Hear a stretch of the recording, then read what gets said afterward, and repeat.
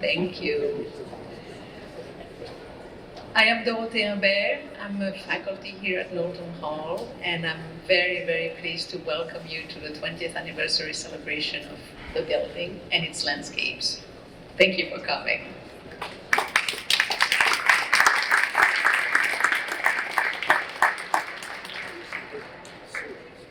For those of you who were not here yesterday evening, we kicked off the party with a fabulous and provocative lecture by Mack and Merrill, followed today by a gallery talk with Mack and Merrill and Bob Wandel and Matt Urbanski. And tonight we are going to have a panel discussion with my very fantastic 8 participants here, who I will introduce very briefly. We'll have the panel conversation, and then we will have a few minutes for questions from the audience. And now I would like to introduce some of the people who made the design and construction of Knowlton Hall possible. So the architects, Mack Scogin, raise your hand, thank you. Merrill Elam, and David Yocum. Of Mack Scogin, Merrill Elam Architects. David at the time was the project manager. Bob Wandel and Cissy Wong of Wandel and Schmidt. At the time, Cissy Wong was the project manager. The landscape architect, Matt Urbanski of Michael Van Valkenburg and Associates. The client, Rob Livesey, who was director of the Knowlton School of Architecture at the time of the design and construction of Knowlton Hall, and was the link between donor, university, architects, landscape architects, all parties. And then the donor rep, John Lindberg, president of the Austin E. Knowlton Foundation. John was not present at the time of the making of Knowlton Hall. His father, Charlie, was working very closely with Dutch Knowlton. But since then, John has taken over the leadership of the foundation and has been very closely involved in the development of the school, of the Knowlton School. There are also people who are not sitting in these beautiful and sometimes slightly uncomfortable chairs, who should be acknowledged for playing a significant role in the making of Knowlton Hall. So we have architects, landscape architects, engineers, contractors, and university representatives who may be in the audience, and I would just like them to raise their hands so we can acknowledge them. Anybody who participated in the design and construction of Knowlton Hall. Thank you.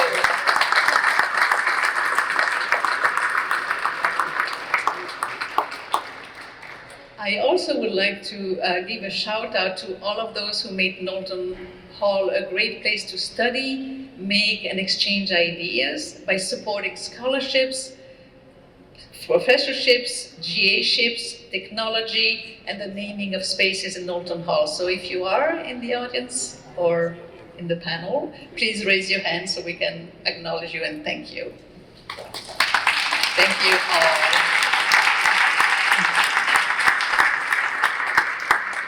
So I'll be asking questions of each one of my panelists, but there'll also be opportunities for all of you to elaborate on each other. So I hope we can keep to the time. And we'll have, as I mentioned, a few minutes at the end of the conversation for taking questions from the audience. So in short, Knowlton Hall is a story about inventiveness and collaboration. It's a story about vision, an exceptional donor, and a great client. It's a story about money and marble. It's a story about tenacity. Rob got his library.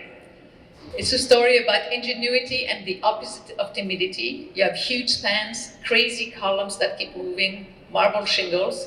And finally, it's a story about learning and teaching through design and construction.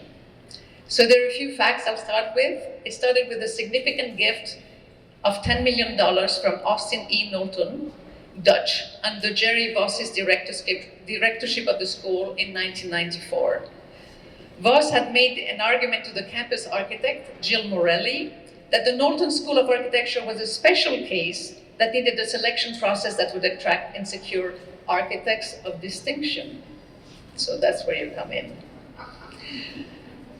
So let's start with the exceptional gift behind the name of the Austin E. Knowlton School of Architecture. John, could you tell us who was Dutch Knowlton and why architecture? I hope I don't get second guessed here by anybody. But Mr. Knowlton was a graduate of Ohio State. He graduated with, my understanding is it's a combo degree, we probably call it a combination degree today, which was architecture and I think general engineering, structural engineering back then. They didn't have all the separations that they have today. He went on to have a very successful career in construction. His family was in construction. His father had a construction company, but Mr. Knowlton really took it to somewhat of another level.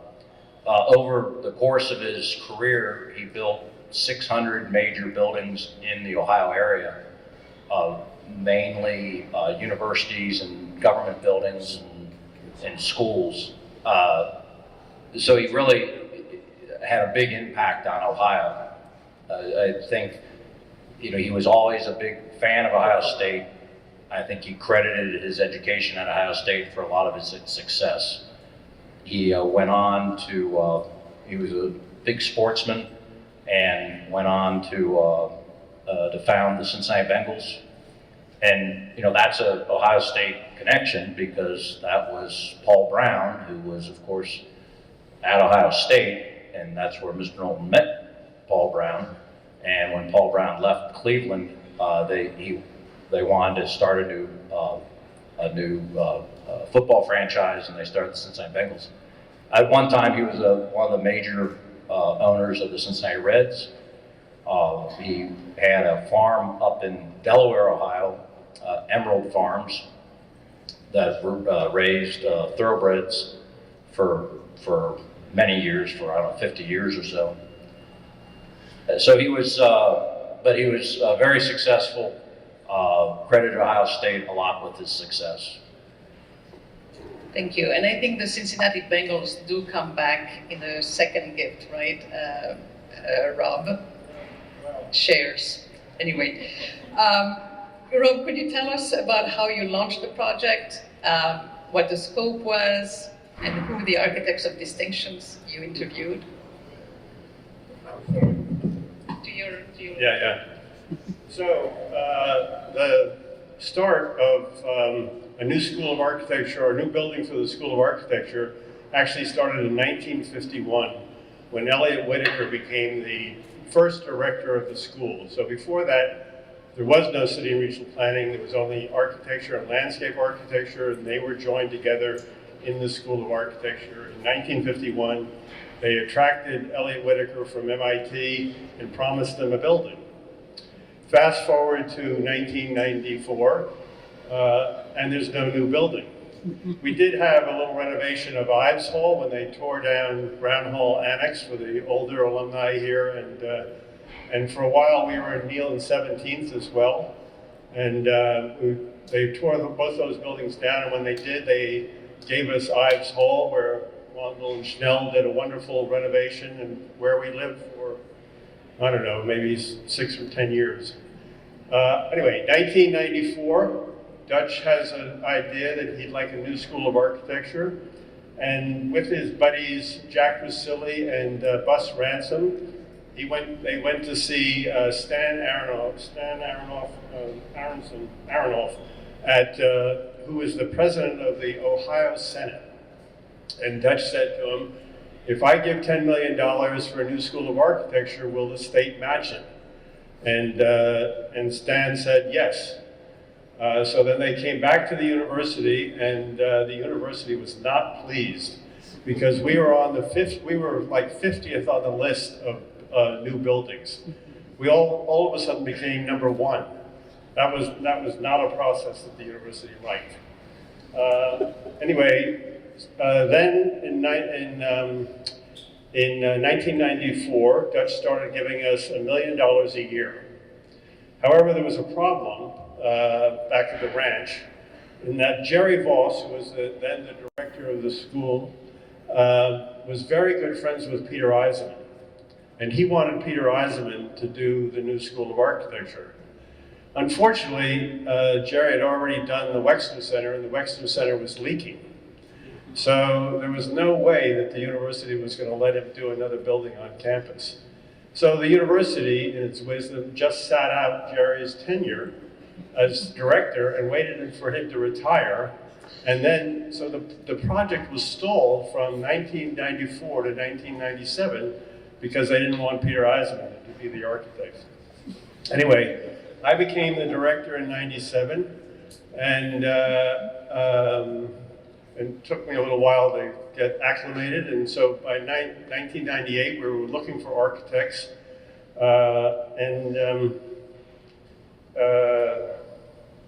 Hold on. I don't want to leave anything out, of course. Yeah, so, so by the way, just in full disclosure, I actually came to Ohio State because of Peter Eisenman. They'd done a search for the new chair of the Department of Architecture in '83.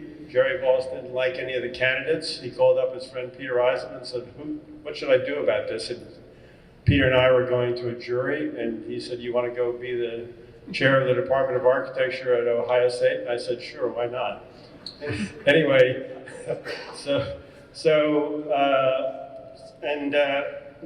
second thing is that in the intervening years, Peter had done the School of Architecture at Cincinnati, obviously the Wexner Center, and the Convention Center downtown. So I was worried that love Peter. Peter's been a mentor all my life, but I was worried that it wasn't really good. It wasn't good for the school to have Peter do yet another building in Columbus, or indeed a second school of architecture. So I was on board with having new architects. I really wanted to have a competition. So we get lots of great ideas, and but again, there was a problem in the sense that here, Dutch had started giving us money in '94, it's now '98. He was 90 years old, and he said, where's my building? And so we went around about that, and there was a second problem, which was we had $20 million. So Dutch had given 10, and the state had matched with 10. We had $20 million, which really wasn't enough for an all-new building. It was really only enough for an addition to Ives Hall, which was the building that was on this site. But Dutch wanted an all-new building, so we had to do two schemes. One which was an addition to Ives Hall, and one which was an all-new building. So that coupled with the time that it would take to do a competition meant that there was no competition. And so then we went back to the interview process. We had a list of 125 architects. We reduced it to 20. We asked for information from 20, and from that 20, we selected 5 to interview. And they were Rem Koolhaus of OMA, Bernard Schumi, Eric Owen Moss, and Pat Cow, and this firm from Atlanta called Mack Scogin, Elam, Breda. So those were the 5 firms. Anyway, Mack and Merrill came and did their interview. They were brilliant. They were. Hold on. Wait a second. Yeah. No, so they were. Well. Maybe they can talk there was about. There was another story where Philip Johnson was doing a building here, and he didn't even show up for the interview. He sent a video. We didn't have that problem. Anyway, Mack and Merrill were great in their interview. They showed that they were inclusive, innovative, pragmatic, focused, thoughtful, and exceptional designers. Perhaps most importantly, they saw architecture as an exploration, an experiment, and they understood that we could use architecture as a pedagogical tool. Among other things, they wanted to make a slow building. And by that, they meant where there was time to see and reflect on why things were the way they are. And it's that thoughtfulness that won them the job and makes Knowlton Hall the exceptional building that it is today. So the scope of the project is, I don't need to go through all the spaces, but it basically was to provide cutting-edge accommodations for the 3 disciplines: architecture, landscape architecture, and city and regional planning.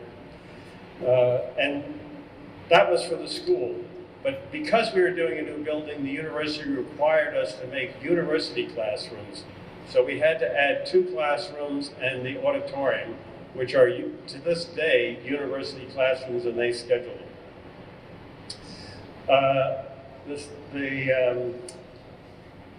So the next problem was the square feet, how many square feet we had. So at the time, we were in Brown Hall and Ives Hall, Brown Hall and Ives Hall. But Brown Hall, the 3rd floor was condemned. And I said, well, but it's not our problem that it's condemned, it's still our space, and so you have to count it.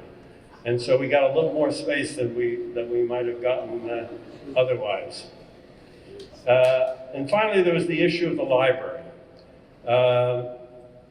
I certainly wanted, the faculty wanted a library in the School of Architecture. There had been a library in Brown Hall, and Larry Gerkins, a former director, gave it away, and it was stuck over in, I forget the name of the engineering building, but anyway, it was not a nice place to be. And we thought that we needed a library, we needed a soul for the school, and the library was it. And we wanted to get it back, but of course, we didn't have any money, so we weren't allowed to say that it was part of the project, but our good architects drew it anyway and kept it in the project. We kept it in as an ad alternate. That's the way we were going to deal with it. And so that's pretty much the scope, except for that, those were the physical demands of the project. But the building was to be used, again, as a pedagogical tool for the students and the university. For the students, the idea was to provide different kinds of architectural, landscape architectural, and planning spaces or planning organizations, so that when they were studying, they could find those things in the building or in the landscapes. And for the university, it was to show the university how one could use architecture to enhance education or learning. Thank you. Okay. Mack and Merrill, architects of distinction who were selected, who brought a break to your interview. What did it mean, this commission of a School of Architecture for architecture, landscape architecture, and city and regional planning for architects? And in a sense, you had clients who were architects, and it sort of turned you into presenting to the faculty, the staff, the students, and how Rob hinted at this at the lecture yesterday, and I was wondering if you could talk a little bit about what the commission meant for you. You have a mic right there.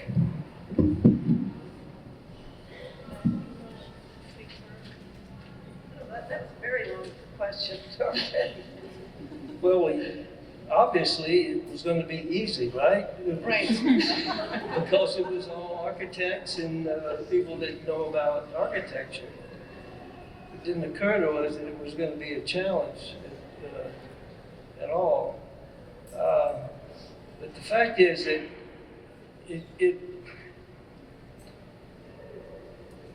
we had spent a lot of time in architecture schools, getting a degree and then teaching. And we really did understand the importance of the structure that you were trying to teach architecture in, and what it meant to the students and the faculty. It's a relationship that's inherent, I think, to a really good atmosphere for the sort of search that all the faculty and young people in that building were hoping for. And so we understood the kind of possibility of that program in, I think, pretty deep ways. Were we going to have a client that felt the same way? It was pretty obvious from day one that client had more expectations than we had even, and they were absolutely dedicated to making something, I would say, somewhat original, and certainly something that was about this place, about their faculty and this environment of this university. So in a way, we started out with all the right intentions in hand. And so it may sound funny that you don't have that on every single piece of architecture that you have, but I think that people on this panel that would agree with me that you maybe just simply don't have that all the time. So I'm not sure if I've answered your question, but the point of in searching for an architecture, if you don't have a client that doesn't have some kind of visionary and expectation for the building, it's not going to go anywhere.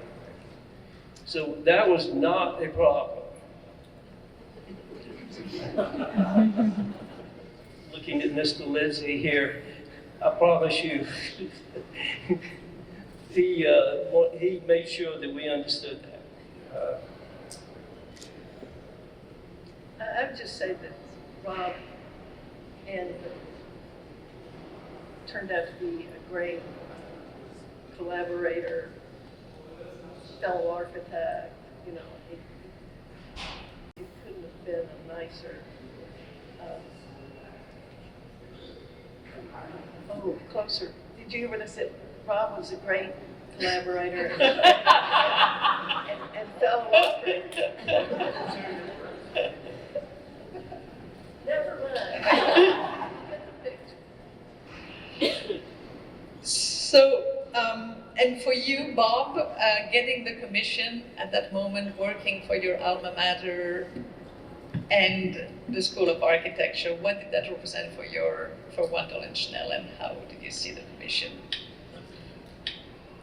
Rob mentioned that we had designed the building, or actually renovated the building that was on this site to be used for the School of Architecture, and it won several awards. We were very proud of it. I think the students were happy to be in a new, interesting space of their own. We had $1 million to renovate this building that didn't have any heat or electricity, needed painting.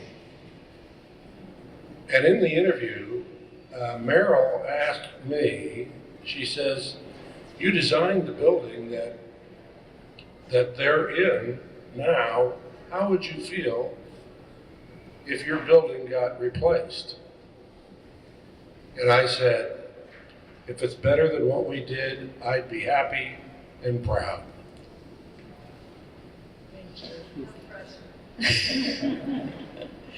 So this, and we talked about this in several conversations, came at a moment of transition in the design and CD processes from analog to digital workflows. David, we talked about this in particular when we had this conversation about, the surge that went on to the office through small conceptual models, through drawings, through large and extra large models, starting with Form Z. Several of the study models are in the exhibition that you and your collaborator worked on. And so could you talk a little bit about how that worked in the office? Sure. Well, just to put it in perspective, it's hard to underestimate or hard to describe accurately how much of a true studio environment Mack and Merrill cultivated in their office. And that really underpins everything. Every project that we undertook was a search. It was not an answer, and the point was to ask more questions than answer them. So we were at this threshold when I was in graduate school. We, did the traditional hand drawing and drafting and so on, but we were also migrating into the computer, and that was happening in our office. And we had some great timidity about it, right? And we were uncertain. But we went into it, we used programs like Form Z, which were developed here at Ohio State. But what we did was iterate. If you spend any time in the gallery, you'll see we made models out of clay, out of cut up paper, out of foam board, and then we would sketch them and draw them, and then we'd put them in the computer. It's exactly what you do in school, except what was astonishing to me is that I was having an opportunity to do that in practice as a young architect over the 4 years that it took to design this building for many, many reasons. So at the time, I didn't realize what a gift it was as a young architect that I was being given, but the process was exceptionally iterative. And what resulted, I think, was a building which asks more questions than it provides answers. And that's what, it was both a moment in time and transition of technologies, but also a determined, deliberate structure to the office where we were just always working. And by always, I mean always working. Someone asked me a few years ago, so what was it like as a young architect? I said, well, I didn't have a weekend for about 6 years, but it was by choice. And it was really a pleasure. Thank you.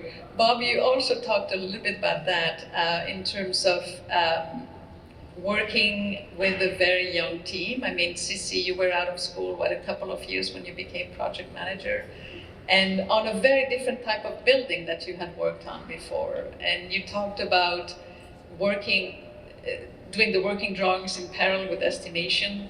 Things got out of whack, things were brought back into whack, and I quote you. Could you talk a little bit about the way you worked out the process given this situation?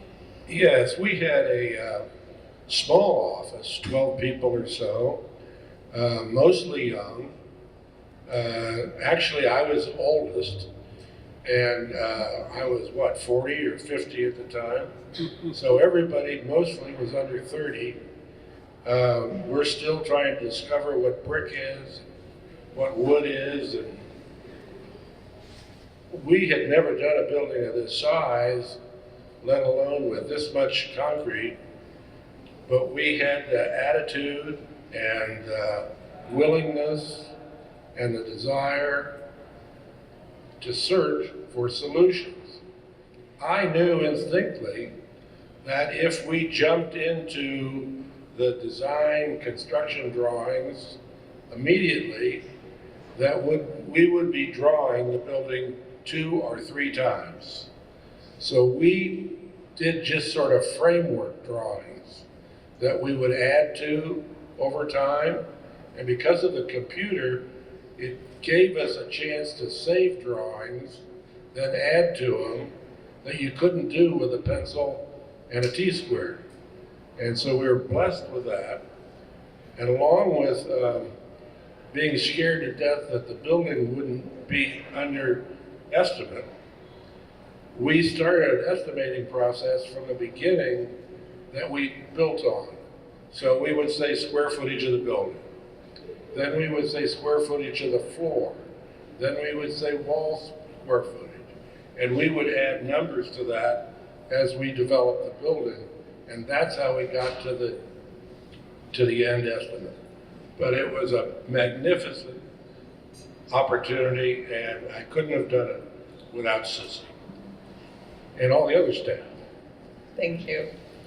So at Knowlton, we sort of take for granted, the volumes, the incredible span, the single, double, triple, quadruple height, the inclined planes, the views across studio, which are all kind of tied into the structure and the question of concrete. And several of you, when I had these conversations, mentioned about working with the structural engineers, Bill Lance and David Sheff, and talked about the moving columns, the fact that they didn't have grid, the flat slabs and 40-foot spans, which was amazing for concrete, the post-tensioning. So I would have a few questions, and maybe we can start with you, Cissy.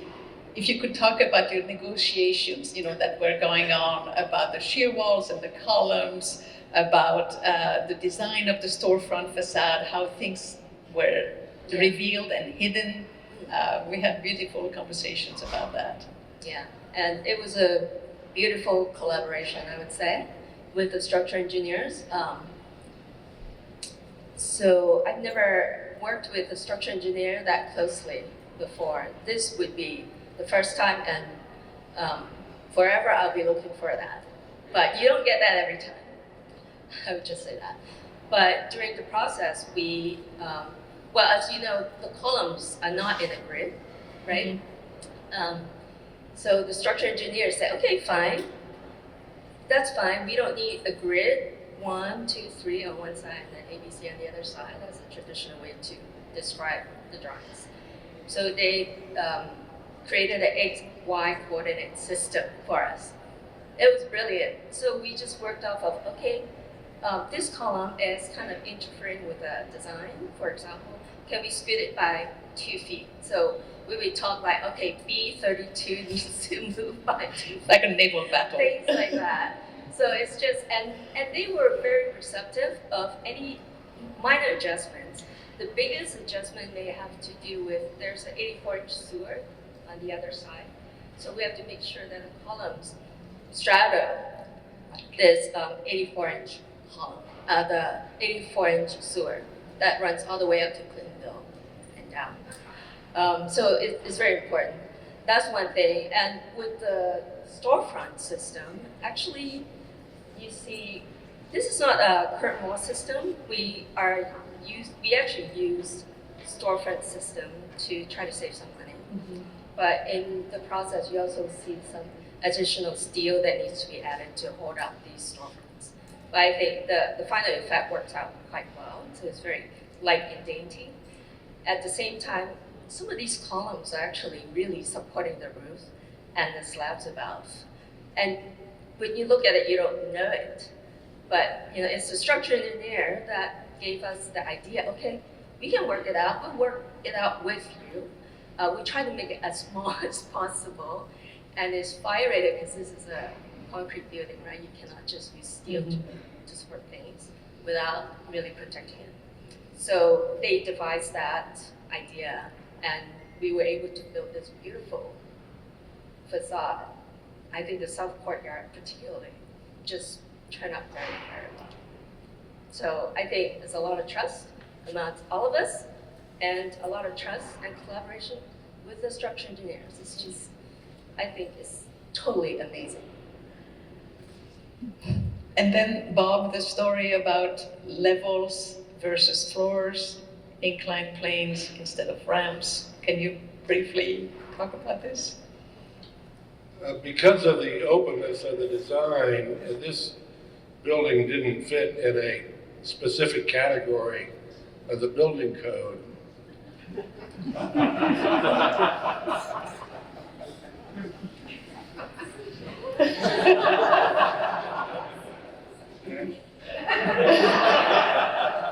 So we knew from the beginning that we were going to have to get some relief from the state of Ohio. So we went through a process of trade. We would give the state of Ohio something if they would give us something. The two major things we wanted were a system of getting up and down the building on a ramp, but we didn't want a ramp because in the code, a ramp at one level had to have handrails on both sides, had to have landings, had to have all kinds of stuff. And in another sense, it had to have maybe not handrails, but landings. And we wanted just a smooth walk from the bottom of the building to the top of the building. So we decided not to meet the code of 1 to 20. We met the slope of 1 to 20.1.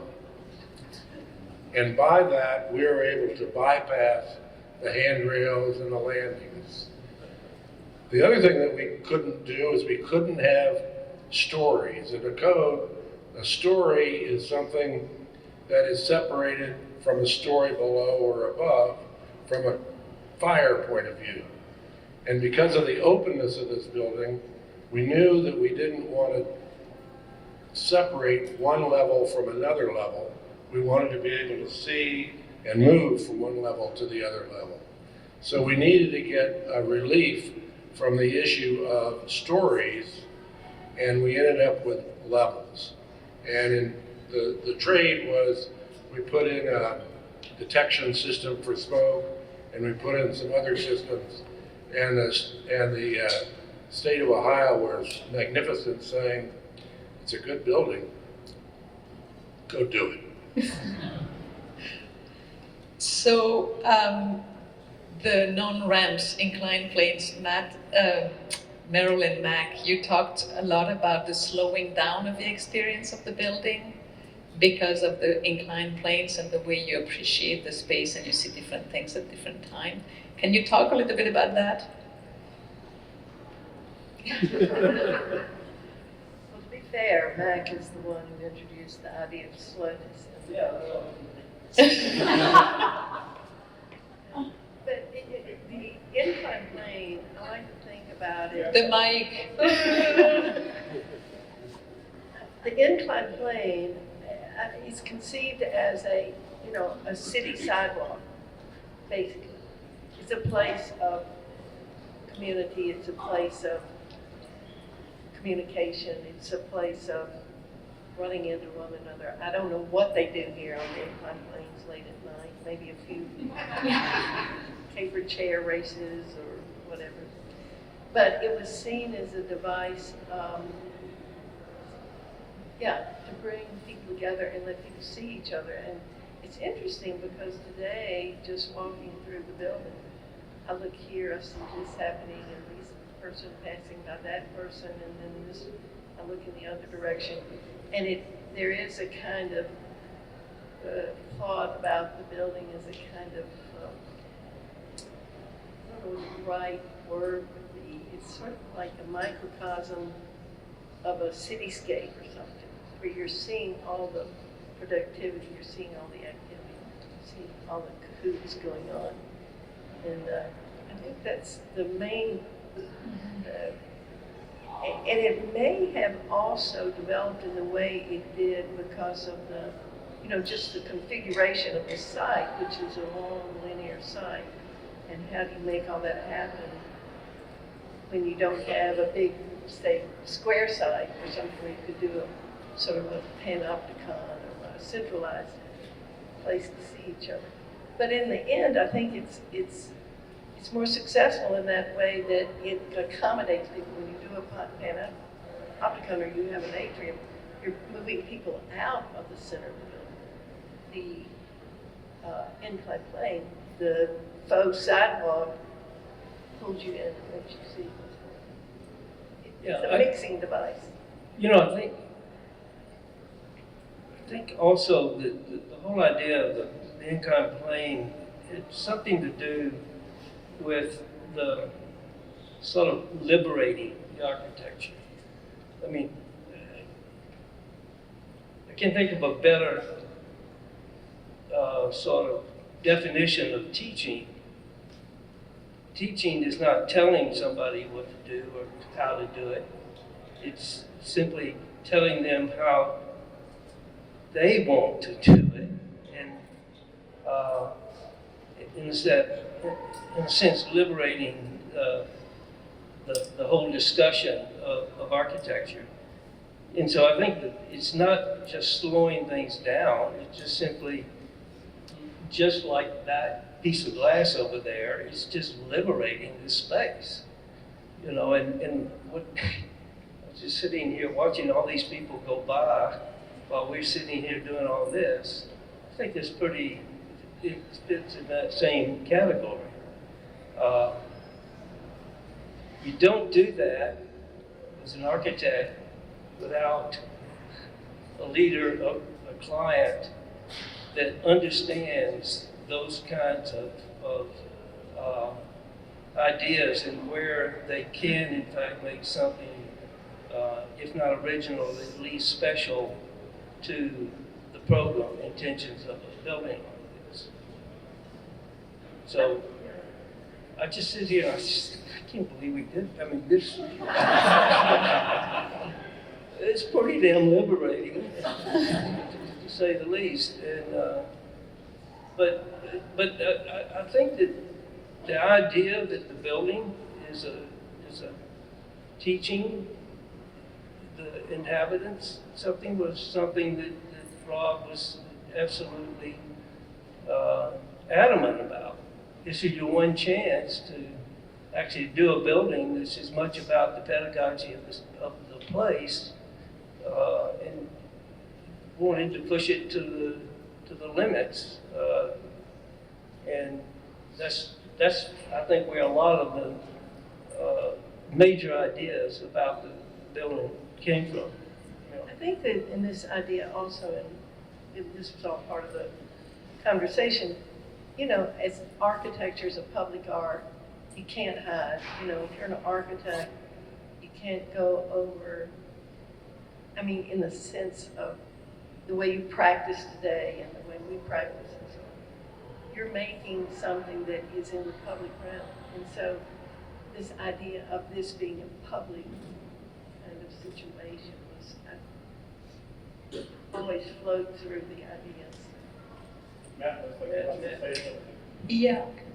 I want to build on this thought of your slowness or slow architecture, slow experience. This would be a good chair to give blood in, but not.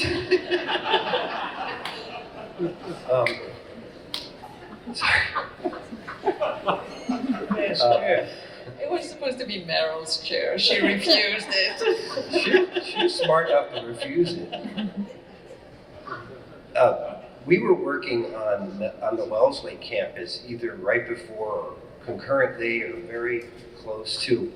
And I feel like this concept that Mack and Merrill are talking about, Merrill was like, I can't think of the word, and I'm thinking, I could think of the word. I think it's a landscape. I think it's a landscape idea, and we were talking about this at the Wellesley College campus, and it's a very complicated, it's really interesting. Mack and Merrill loved it. It's very complicated as a campus, isn't that? That's not surprising at all, right? And part of what they were talking about, it was an academic environment where you discover things through movement, right? Through this landscape as a sense of discovery, and they extended the metaphor to a sense of self-discovery as part of moving through the campus. Became like a built representation of that idea of self-discovery through exploration, like literal exploration of a place. And I feel like that concept is applied here. You know, that it's an interior landscape, and there's a sense of discovery, and a good way to do that is to not. We all know that we're ready in certain stages in life to discover something, and we're not ready for other things. So, like, having it be slow and protracted is a great idea, you know, and that I'm sure I was here last week, and 3 people said to me separately that they had been in the building working here for, some of them for more than a year before they found like another staircase, for instance, or some other aspect of the building. They discovered like some new thing because of, you know, the fact that it just doesn't reveal itself immediately. And that's a really important idea, which I think is also a landscape idea. Since we're on landscape, would you mind telling us also about how you thought about the potential of having different types of landscape that are not present on campus as being a way of educating the students of Knowlton Hall? Yeah, absolutely. Well, so I want to just go back because I didn't get to join in on the love fest about Rob for a second, but there's no such thing. There are bad buildings that had a good client, but there's no such thing as a good building that had a bad client. Okay, so there's no such thing. So you have to have a great client as the first prerequisite, right? I mean, and so Mr. Livesey was an incredible client in that way, and he wasn't given a lot, as he kind of politely said, in terms of extravagant budget or anything like that. And there was a lot of struggle to get to where we were. But this idea of discovery, I'm just using my own terms, not yours, right? That the building was this didactic landscape in a way, which is a very strong public landscape idea, that a landscape is a place for learning, like it goes all the way back to like even the cemeteries, the famous public cemeteries. But a park or a campus is this place for learning, and then this becomes like an interiorized version of that. One of the interesting things is a great tour of the landscape is started by a walk on the sloped walkways. Because this same idea of like glimpses and surreptitious views and different angles that you get of the different interior spaces is also the way you experience the different pieces of landscape that are carved in. A lot of them are carved into the building. But then in terms of the expression or program of each of the species, which is what your question was, you know, Ohio State's a beautiful campus, and there's many beautiful, grand spaces. The Oval is, you know, distinctive in the world, but it's, in terms of what it is, I was just walking out there again today. It's just such a beautiful place, but there's a lot of it. It's a campus that has a lot of several types of landscapes. But was there a possibility within this kind of interiorized landscape of the building that we could offer more types that don't exist necessarily on the campus, and that would be highly accessible to the experience of the students as they're here thinking about landscape and architecture and its relationship, and so, you know, they started to, you know, probably more subconsciously become differentiated programmatically and in different kinds of expressions for basic reasons, like that one's on the north and that one's on the south and that one's on the top, and different things like that, you know, basic site parameters, but then also their possibility of being different types of landscapes with different expressions. So this kind of forest, this borrowed landscape that celebrates the movement of people and vehicles kind of going to and fro through it. It's not necessarily a place to hang out, but it's a place to kind of see the beauty of the city kind of in a different way, in a different juxtaposition, versus the South, which is all about comfort and being facing south and having a place to sit and study on the marble blocks. And so these different possibilities started to present themselves that weren't lines of trees or a big grove of trees like we have, or big lawns, or, you know, none of which was really possible either. So taking advantage of the scale of the space as well. Thank you. And since we are on the outside, there were a lot of options that you studied, Mack and Merrill, for. We had options, mock-up studies for slate charts, green marble, channel glass, granite, terracotta. I'm sure I'm forgetting some.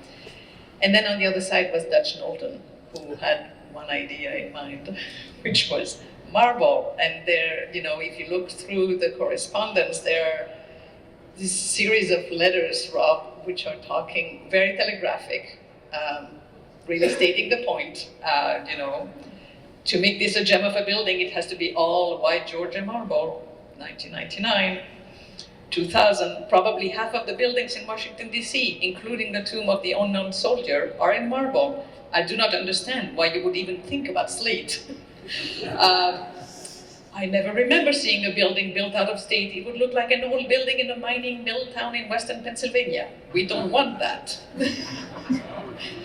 And then finally, all of the exterior walls of the Knowlton School of Architecture will be of white Georgia marble. I'm so glad we have this completely settled. So could you give us a glimpse of the exchanges that were going on between you, the donor, the campus architect, the architects, about this question of marble and how that kind of, and make it short, please. Anyway, Dutch was very clear from the beginning that he wanted a marble building. In fact, he was so clear that when he thought about giving money to the school, he had a rendering done of a marble building with 5 marble columns in front of it. No plans, no sections, no elevations, a single rendering of a marble building and marble columns. And that, for him, that's what it was. I mean, he thought that marble was a noble material. And as Dorothée says, you know, the Tomb of the Unknown Soldier came up several times. But the thing is that the Tomb of the Unknown Soldier is a solid piece of marble. So it's not going anywhere. Whereas today, when you make marble buildings, it's the it's a skin of marble. And the skin of marble has other problems like caulking between the pieces of marble, et cetera, et cetera. And in fact, when we were doing this building, they were reskinning the Supreme Court building downtown for a tune of $35 million, I believe. Anyway, so we know that marble does not do particularly well in a freeze-thaw climate, which is what Columbus is. So we tried many different materials, and you didn't read the letter where Dutch wrote a letter to President Kerwin and said, I did. and said, here's the deal, either you make the building marble or you give me my money back. And so Britt came to me and said, well, what do you want to do? And I said, I think we can make the marble work.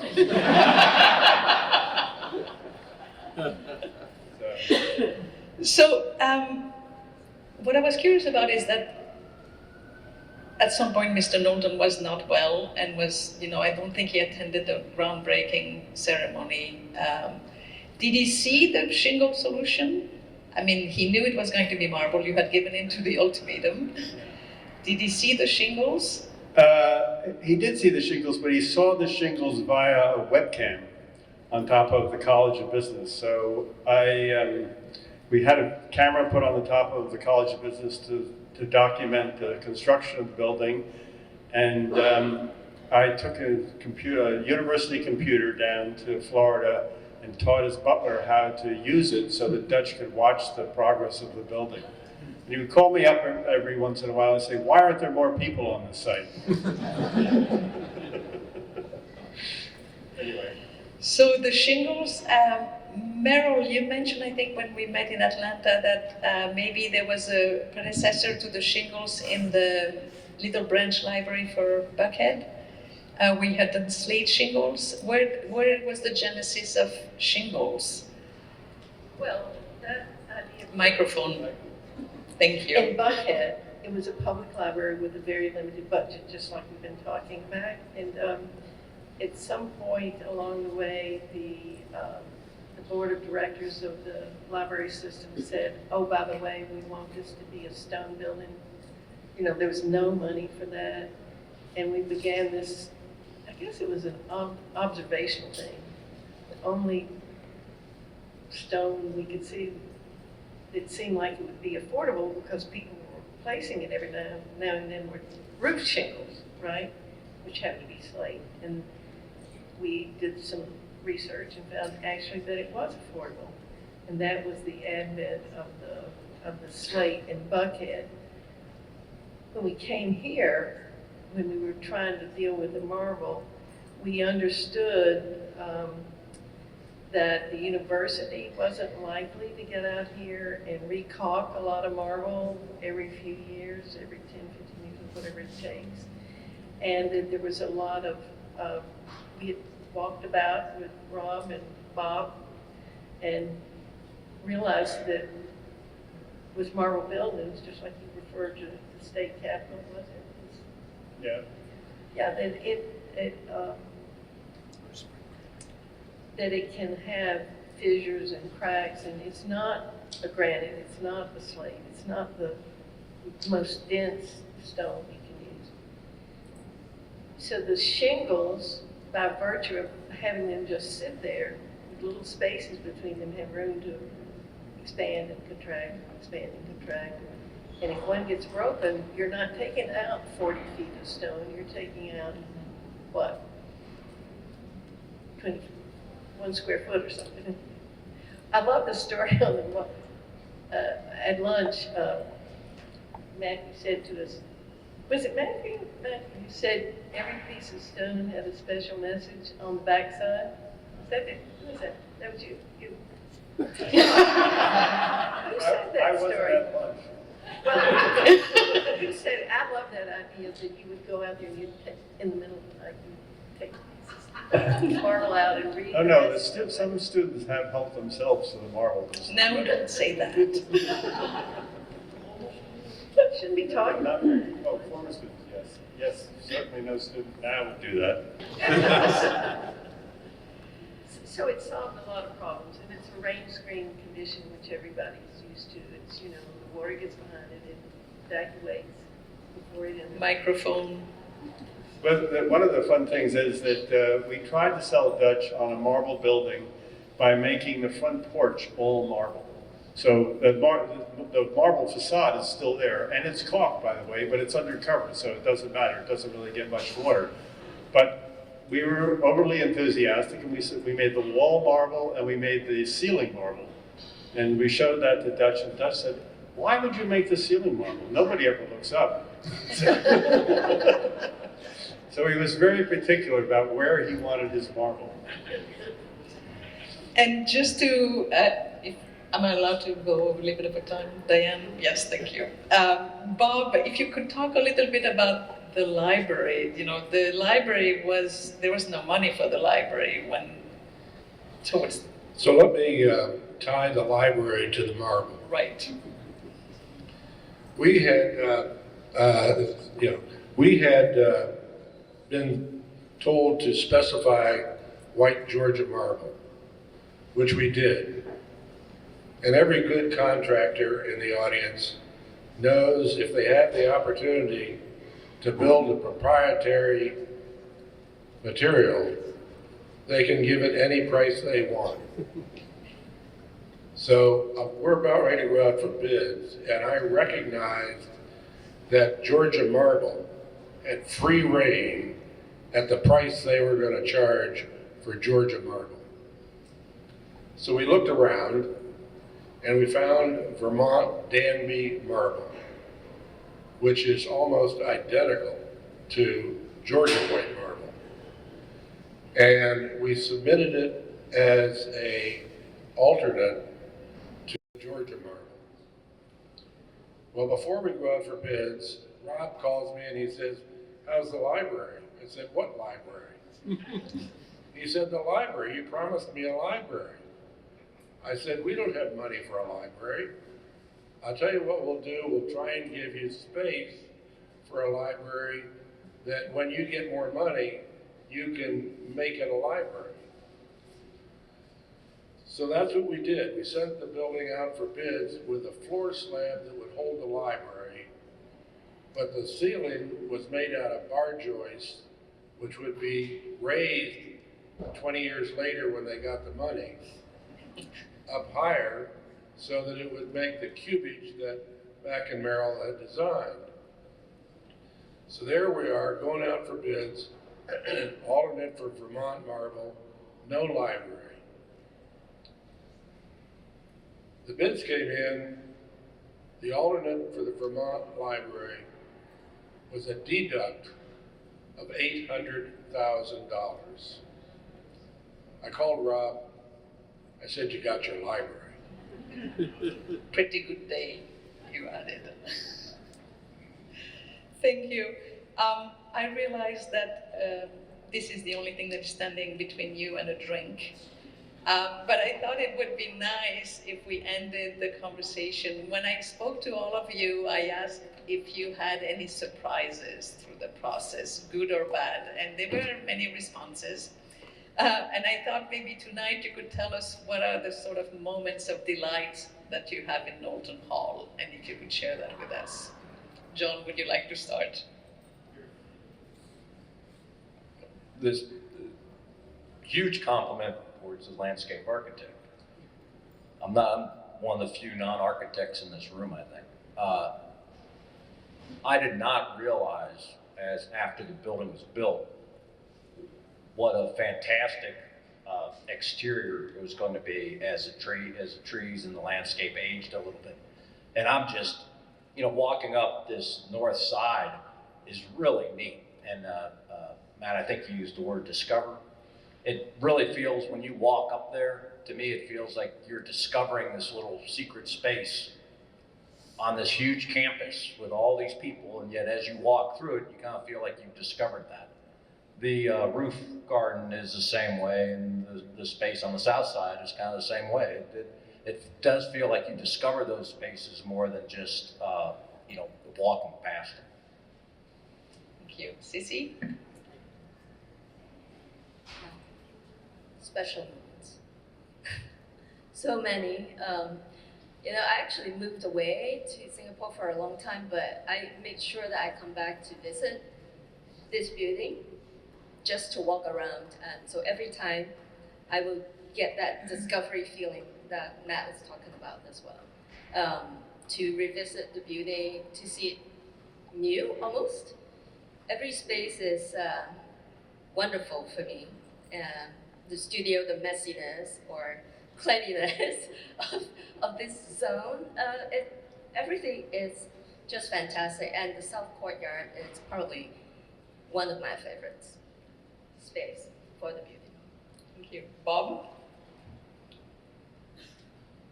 One of the difficult things about this building for me was the budget. And we haven't mentioned it yet, but there are a number of contractors. P.J. Dick bid the project. They're from Pittsburgh. They had not done a building on campus. Then we had a mechanical contractor and an electrical contractor and a plumbing contractor. And we had a meeting after the bids had been received, and we knew we had a building. And I told him, I said, I know all of you have said that you can build this building, but you don't or have not provided enough money in the bid to build it. I'm aware of that, but we're still going to get it done. And I want to say to those contractors, thank you so very, very much for working to build a building that goes against many practices today of people who are not so much interested in building a building, but are more interested in the process and the money. And so for me, the continuation of the contractors was a continuation of Mack and Merrill seeking solutions and answers, and they sought ways to get the building built. And as far as spaces in the building, there's not a bad one. Merrill? I have to come next. Okay. Well, just walking through today, and I think the thing that's most gratifying, I don't know if this is a surprise, but over time we get wonderful photographs of how the students and how this building's being used, and it is so gratifying just to know. And I think it has something to do with room to move. You know, if you're going to be involved in the creative act, that there's something about having some space to do that. And so I'm continually surprised and gratified by what I see going on here. Generosity you're talking about, that's right. Very beautiful generosity the building has. It's very rare to go back to something 20 years later that you've done, either a building or a landscape, and have it functioning exactly as intended. You know, usually somebody started closing something in or changing something out or decided you were wrong or whatever it is, and you know, you pretend that you're fine with it and you're not. It's really, it must be great. I mean, the thing looks like opening day to me. It's amazing to me how well it's working as intended, don't you think? Really amazing. Thank you. We're happily surprised. We're happily surprised about that. Good. Rob? Well, of course, for me, it's a little difficult because there's so many places I like. I mean, like the pin-up walls around and the curve of the studios and the cuts in the solid wall, the compressed and expanded spaces, the mezzanines, the cuts in the buildings, the shift in the floors. The library is a book-lined room. The library is half above and half below the roof, so you're getting light through and you can see into the library. And the new landscape spaces, they are exactly as we wanted. You know, the idea of giving the university a grove of trees, a bosque, a piece of landscape stuck in the building or put into the building, the rooftop terrace. None of those exist on campus, and the fact that they now do exist on campus is not only great for the architecture, landscape architecture, and planning students, but for the students in general, that they they have a much broader sense of what architecture and landscape architecture can be. Anyway, the fact that the auditorium seats 200 but can grow to 350 is just, it doesn't exist in other places like that. But my favorite space in the building is what I call the jungle bridge on the studio floor that comes down and then goes back up again. It's a very huge jungle bridge in the middle of Knowlton Hall.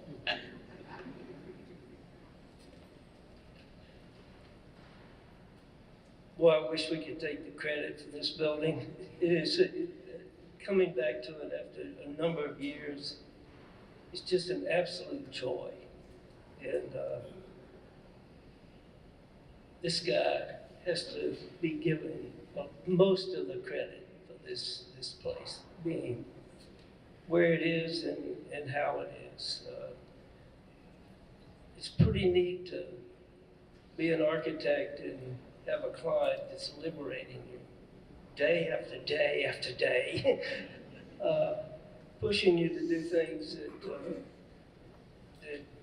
make sense, but that are visionary.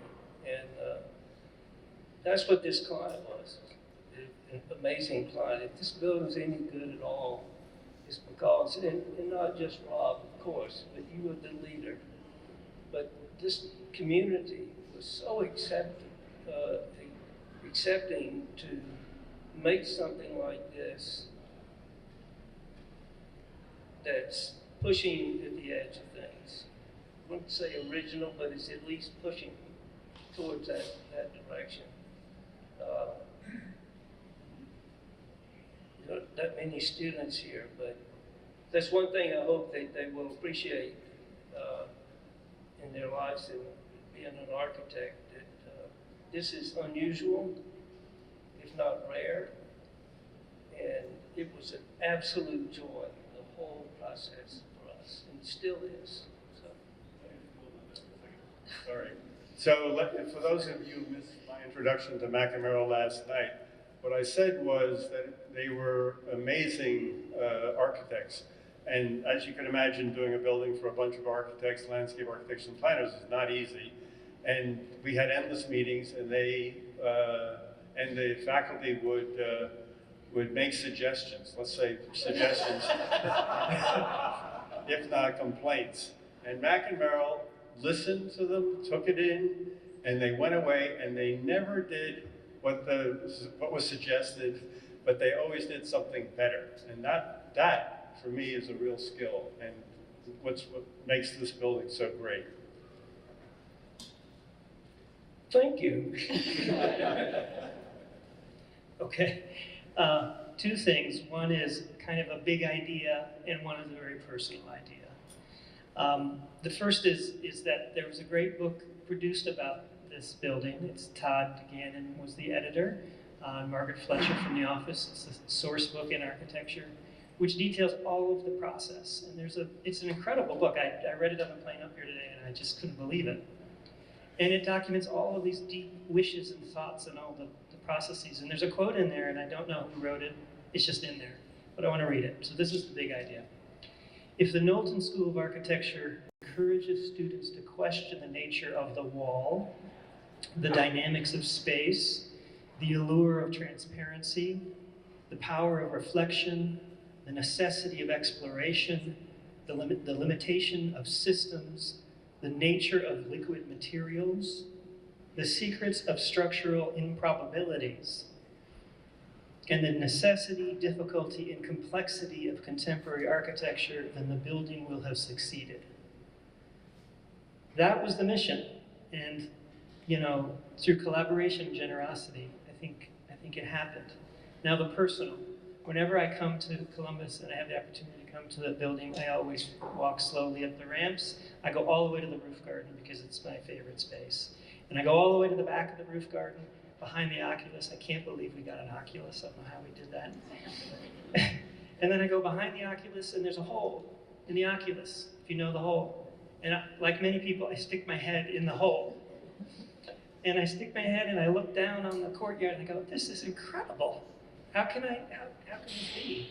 And it's that moment of a hole in a garden over this huge, front courtyard. And I think how did we do this?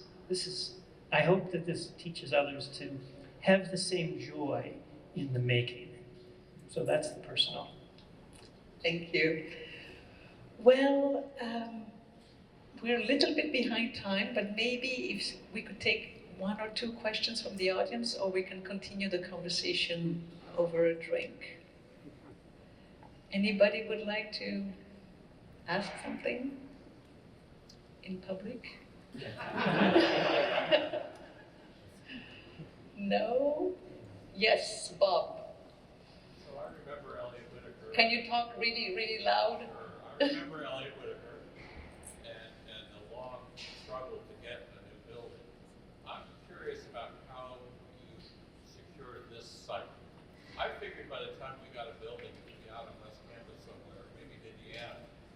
And this is such a magnificent place for the school. They tried hard to ship us to West Campus. We were headed to West Campus. We said no, thank you. And then Dutch and Brett Kerwin? no, before Gordon Gee? Gordon Gee drove around campus in a golf cart looking for a site. And so they picked one behind where the academic building is now. They were going to put us where the academic building was. And again, we said, yeah, that's a little tough behind the College of Business. How about something else? And we were in Ives Hall. So Ives Hall was already where we were located. So this became the site. But it was a struggle not to go to West Campus. And at that time, they were going to try and grow West Campus, and we were going to be the first ones there. I'm glad we weren't the last ones there.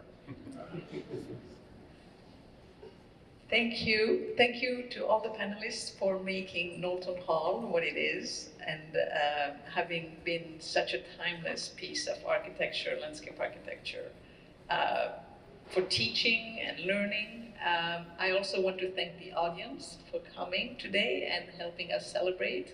And I think we should have a big round of applause for all our speakers.